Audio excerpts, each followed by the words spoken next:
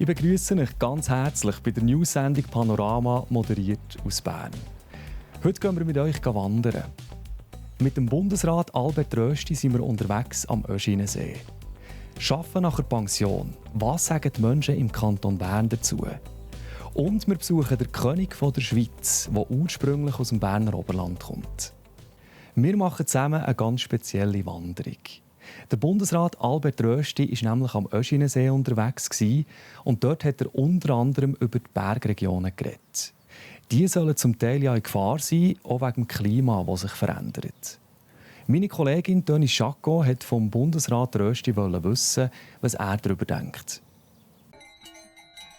Es ist fast ein bisschen zynisch, wenn man aus dem geschützten Unterland sieht, jetzt sollen doch die Leute fortzügeln. Das finde ich eine unhaltbare Diskussion. Und ich muss natürlich sagen, das Leben im Berggebiet birgt Gefahren, die man leider nie ganz beherrschen wird. Aber jedes Ereignis muss man analysieren und möglichst dafür sorgen, dass es sich nicht wiederholt. Ich habe mit den Kantonen, mit den betroffenen Regionen Kontakt aufgenommen.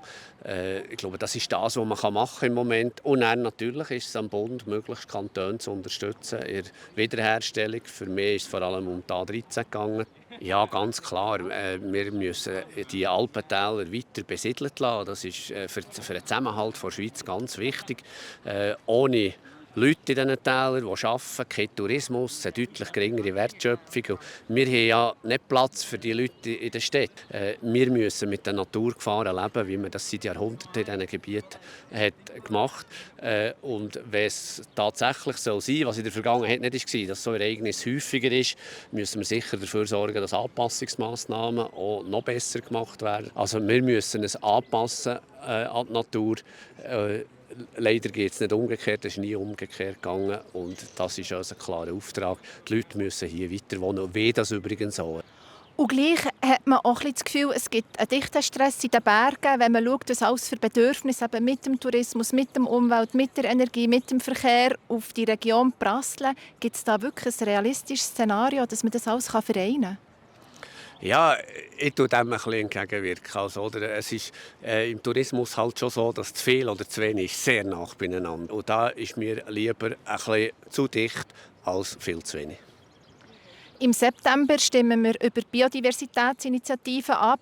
Die ETH fordert, dass Massnahmen getroffen werden müssen, die unter anderem auch die Biodiversität stärken. Das ist mit der Grund, warum ich heute hierher eingeladen habe, an Öschisee, weil man hier die Biodiversität in grossem Ausmaß sieht. Also einerseits sind im See natürlich Amphibien und eine Vielfalt von Tieren. Nebendran in den Matten hat es seltene Alpenblumen. Und damit wollte ich zeigen, die Biodiversität gibt es in ganz vielen Regionen. Wir haben gezeigt, das Gebiet muss auch genutzt werden. Und da braucht es täglich die Güterabwägung zwischen Schutz und Nutzen. Diese Möglichkeit haben wir heute bei gleichzeitig sehr gutem Schutz der Biotope. Wir werden mehr machen in Zukunft, unabhängig von der Initiative. Es gibt einen zweiten Aktionsplan Biodiversität, der sich vor allem auf das Insektensterben wird fokussieren. Aber wir dürfen nicht eine Initiative annehmen, die nicht nur auf dem ländlichen Raum zu wirtschaften deutlich wird erschweren. Also wir würden uns unnötig blockieren. Der Bundesrat Albert Rösti, er wird 57 im August. Es geht also noch ein Moment, bis er pensioniert wird. Was aber spannend ist, rund ein Viertel der Schweizerinnen und Schweizer arbeiten weiter nach der Pension. Das zeigt eine aktuelle Studie. Meine Kollegin Tanina Häusli wollte von den Leuten auf der Strasse wissen, wie sie das sehen.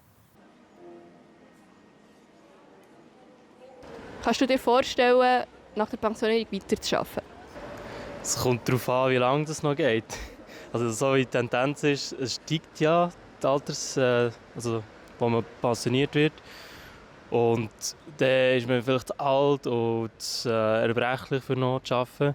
Aber wenn ich nicht noch mag, könnte ich mir das vorstellen. Weil es gibt auch den Fall, wenn man pensioniert wird, dann hat man irgendwie zu viel Zeit und weiss nicht, was machen, keine Strukturen mehr. Und darum kann ich mir das vorstellen, nach der Pensionierung noch zu arbeiten. Das kann ich mir grundsätzlich sehr gut vorstellen, nach der Pensionierung weiterzuarbeiten. Weil ich finde sowieso, dass sich eigentlich heutzutage Beruf und Privatleben so ein bisschen vermischen. Und auch jetzt in meinem Alltag als Finanzchef ist so ein bisschen beides drin. Und ich genieße jetzt die Freizeit und das Arbeiten und dann kann man das auch länger als bis zur Pensionierung genauso weitermachen. Ja. Jetzt habe ich geschafft bis zur Pensionierung her und jetzt will ich das Leben noch geniessen und ich hüte Kind, also Enkelkind hüten. Meine Kinder kommen viel auf Besuch und ich will es einfach geniessen und ich mache noch auch gratis Arbeit. Es ist eine gute Frage gerade jetzt, weil ich habe immer gedacht, so früh wie möglich pensioniert werden und ich möchte die Freizeit genießen und meine Hobbys pflegen. Aber jetzt habe ich einen Nebenjob gefunden, der eigentlich mit meinem Hobby zu tun hat. Und das könnte ich mir jetzt vorstellen, vielleicht mit dem ein bisschen weiterzumachen, aber richtig beruflich lieber nicht. Nein, das ist eigentlich nichts für mich, weil ich finde, wenn man schon das Leben lang gearbeitet hat, dann soll man auch die Pensionierung geniessen können. Ich bin Elektriker. Es wäre möglich, ja, aber ja, ab einem gewissen Alter finde ich auch auf dem Bau ist nicht mehr so das Optimale. Also es geht noch ein Momentchen. Ich weiss ja nicht, wann dass es wirklich so weit ist. Ich könnte mir das theoretisch schon vorstellen. Ich glaube, vor allem möchte ich nicht einfach von einem Tag auf den anderen, so von 80 oder 100 auf 0. So. Das möchte ich lieber nicht. Ja. So ein kleines Ausfaden vom Arbeiten. Ja.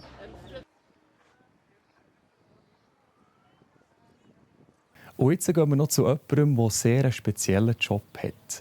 Der Jonas Lauwiner. Er ist der König der Schweiz.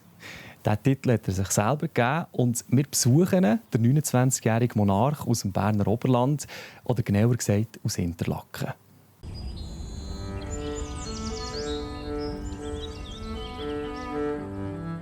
Das ist das Lochbach in Burgdorf.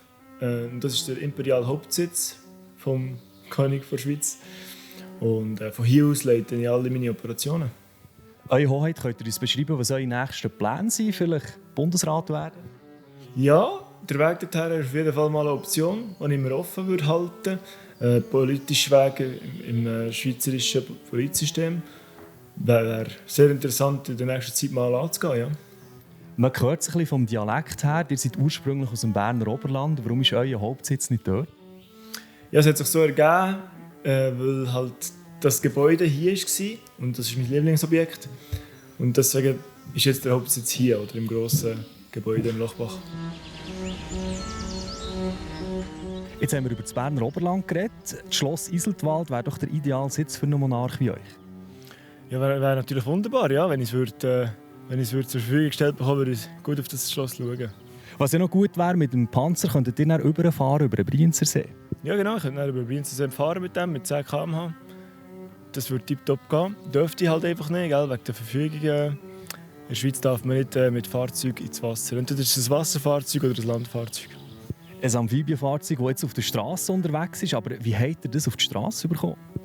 Ja, es war ein rechter Kampf. Gell? Es hat niemand die Schuld sein, aber ich habe dann Leute gefunden, die das Gesetz respektieren, die sich wirklich daran halten, egal was es ist. Oder? Und dann haben wir zusammen geschaut, was man machen muss, dass es strassentauglich wird.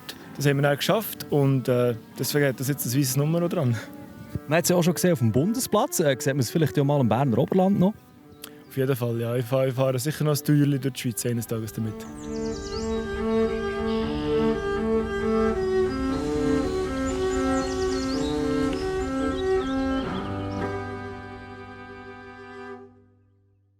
Ja, und jetzt schauen wir schon mal vor auf unsere Talksendung «Zusammen im Zentrum», heute moderiert von meinem Kollegen Kelly Müller. Er hat einen Geisterjäger zu Besuch. Es wird also sehr spannend.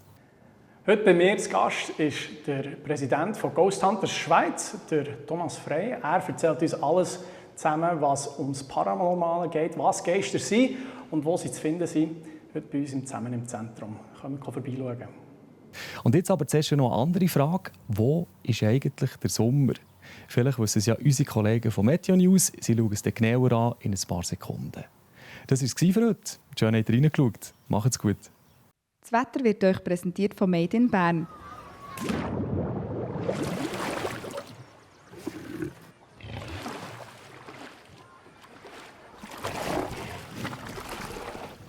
Bärenstarke Sommerferien.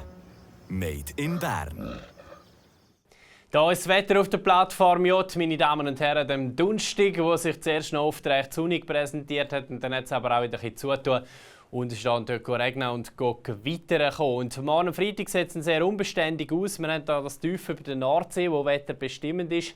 Es erreicht uns weniger warme Luft und wir liegen da so ein bisschen an der Grenze zwischen der heißen Luft Richtung Osten und Süden und eben der weniger warmen Luft, die hier von Nordwesten her zu uns reinzieht. Und im Grenzbereich von diesen beiden markanten Luftmassen sieht es morgen am Freitag sehr unbeständig aus. Es gibt am Vormittag vereinzelte Regengüsse und Gewitter und dann speziell auch am Nachmittag immer wieder Regengüsse und Gewitter, die hier über die Region Bern reinziehen. Die Temperaturen erreichen um die 22 bis 23 Grad. Wir haben ein bisschen auffrischenden Südwestwind.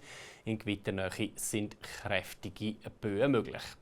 Der ganze Spuk ist am Wochenende aber auch schon wieder vorbei. Der Samstag sieht freundlich aus, meistens auch trocken, zumindest im Flachland. Sonntag, Montag ebenfalls recht sonnig, am Montag gegen Abend ein ansteigendes Gewitterrisiko. Nachdem die Temperaturen zuerst ein bisschen zurückgehen, erreichen es am Montag wieder knapp 30 Grad. Und für alle, die Ferien haben die nächste Woche, da kann man sich darauf freuen. Auch wenn vereinzelt mal ein Platzregen oder ein Gewitter muss eingeplant werden. Grundsätzlich sieht die nächste Woche sehr freundlich und sommerlich bis hochsommerlich warm aus mit Temperaturen um die 25 bis 30 Grad. Das waren meine Damen und Herren vom Wetter hier auf der Plattform J. Danke fürs Zuschauen und weiterhin einen guten Donnerstag.